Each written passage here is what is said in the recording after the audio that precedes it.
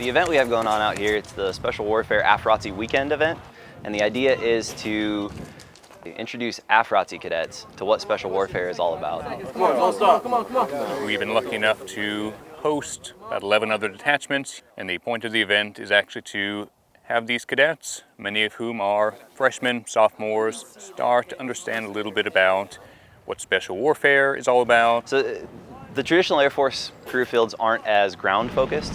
Special Warfare is the ground combat component of the Air Force. We'll consider it a lot more of your sort of door kicking, if you will. And so whether you're a special tactics officer, a combat rescue officer, or a tactical air control party officer, you're going to be focused on the ground component of the mission and how do you integrate the air with what's going on the ground. It is a very highly specialized career field in the Air Force that requires a lot of preparation and a very rigorous selection in order to start their career as a Special Warfare officer, and then ultimately get them the tools they need to prepare to be successful at selection. The training that we're doing here is teaching them what right looks like. Hold it down.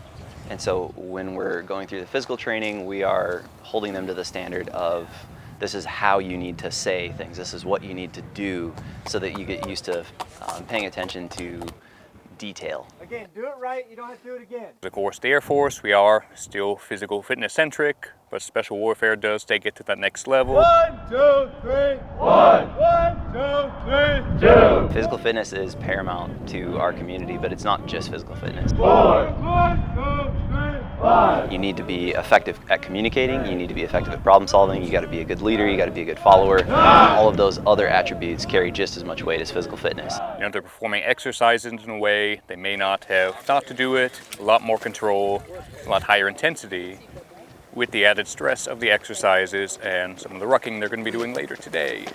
Finish strong, you got this. Here's what we're going to do. We're going to do a 3-mile ruck.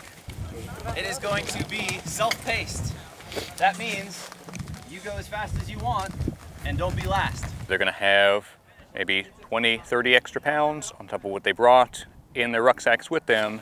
If you've never rucked before or you've been hiking, backpacking, running around with that added weight can be a bit of a challenge. Something else for the body to get used to.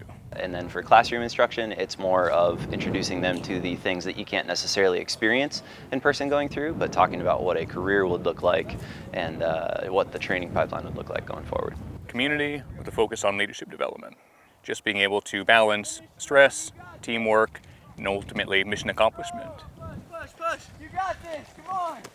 Oh, let's go, team, let's go. Nearly there. Good stuff, good stuff, good stuff.